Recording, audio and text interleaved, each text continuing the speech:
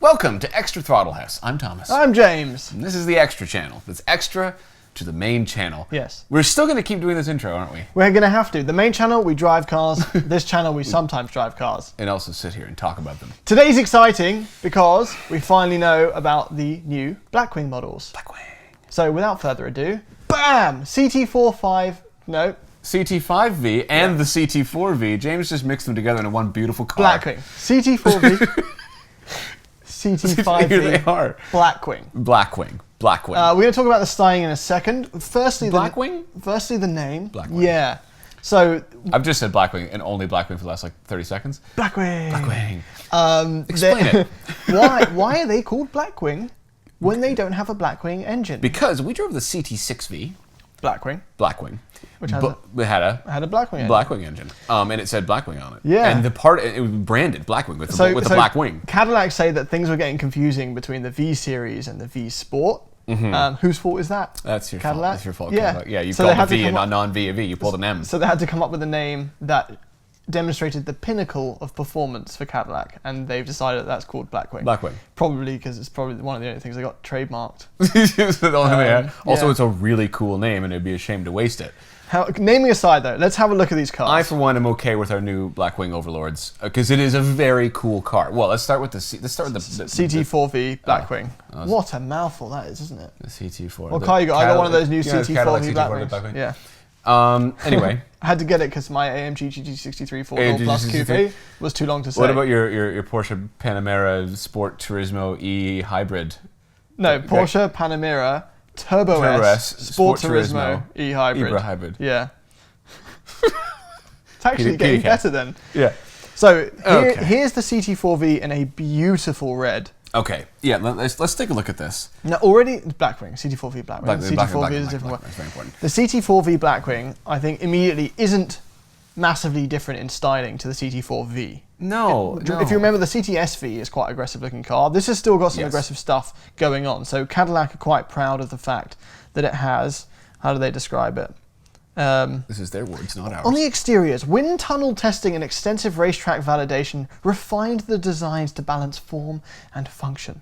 So they've got unique elements, including detailed primary and secondary grills, a rear spoiler, a front splitter, mid-body panels, a rear diffuser, fender vents, rocker extensions, and then they put, and more. You can't put "and more" in a press release. It's a press release. Yeah, it has to have specific information in it. Yeah. That's like, was it BMW that gave the horsepower number? Almost. Oh yeah, no, it's Audi. It was Audi. Almost 600 horsepower, yeah. Anyway, I think the CT4-V looks good. However, let's talk about engines, okay? Yeah, so the CT4-V Blackwing gets a 3.6 litre twin-turbo V6. So it's a baby. With 472 horsepower and 450 pound-feet of torque. It's the baby Blackwing. Is it compact? Subcompact? Okay, the important thing is that it is still a rear-wheel drive based platform. Yes. That's really cool because it's not like BMW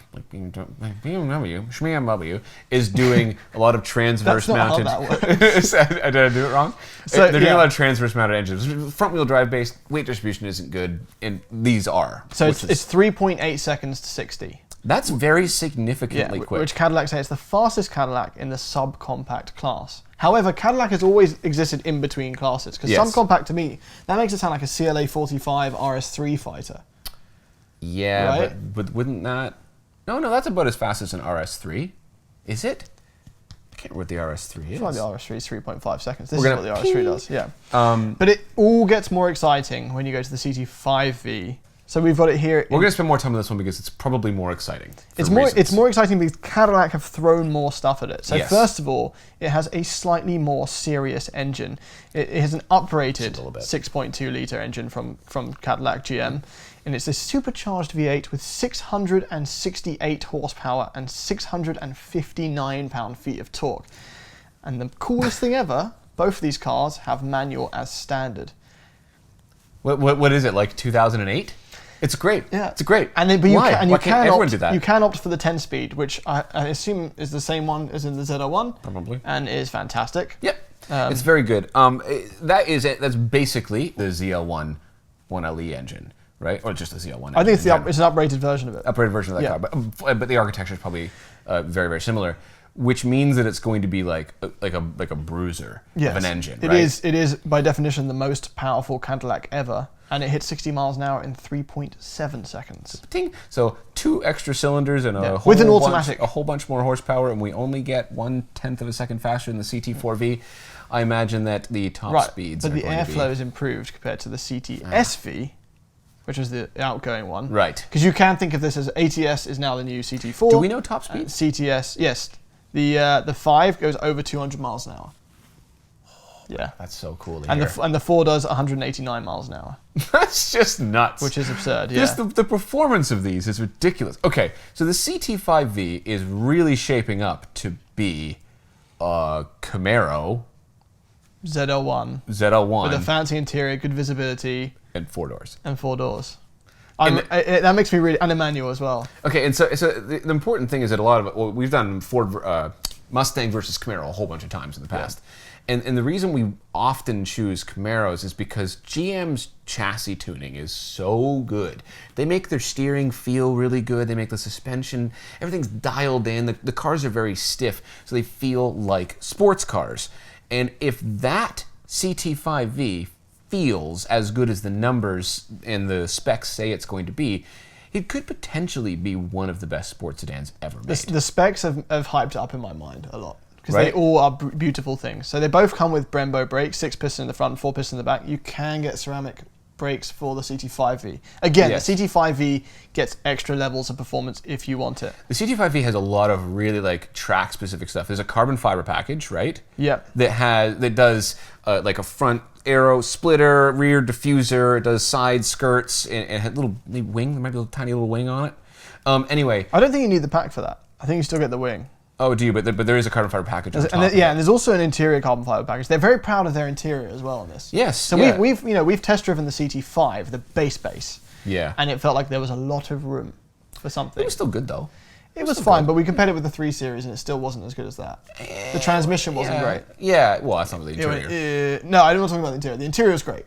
Oh. That's what I mean. As a template, the CT5 was great. As a chassis and as an interior, everything else was lacking. Everything else felt like it was leaving room. Here's the answer. Yes. So there's carbon fiber stuff. They've got specially designed seats in both, and if you opt for them, it comes with it's 18-way heated, cooling, or ventilated.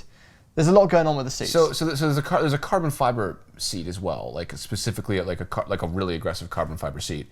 And from the images, it doesn't look nearly as exciting as BMW's M seats.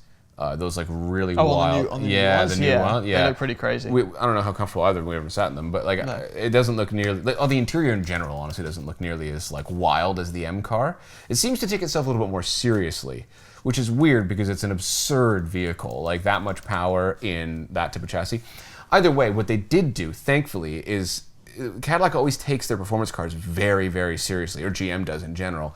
So every single aspect of this car seems to be tightened and stiffened. From what we've heard, it looks like the suspension components are stiffer or redesigned. The dampers are some of the fastest reacting dampers. The fastest reacting suspension ever made. Ever made, apparently. Yeah. So right down to the magnetic filings in the dampers, they've taken it seriously. Someone tells me that the way they've measured that is like, did you catch it? Like, no. Oh, man, that's the fastest then. Yeah. That's not true. I'm sure they didn't realize something. But yeah, no, the interior, they've taken a lot of stuff. They've put the AKG premium sound system in as standard. We had that on the Escalade. I don't think we loved it that much. It was fine. It was fine. Yeah. And then the soundtrack will be the V8. The steering wheel is another exciting thing. So is it though? For people, I care about the steering wheel. We just talked about not this steering wheel. Well, they're excited about it. Oh, we're not. Yeah.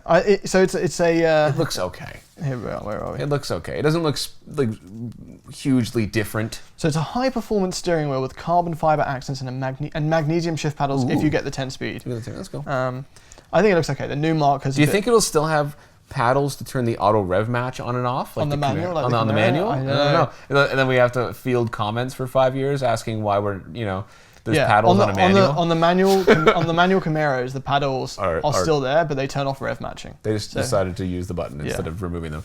Anyway, it looks like maybe they'll do more than that. But either way, things that it does get that are important you might be interested in is a fully electronic limited slip differential, which is good. I'm curious to see how they tune this car.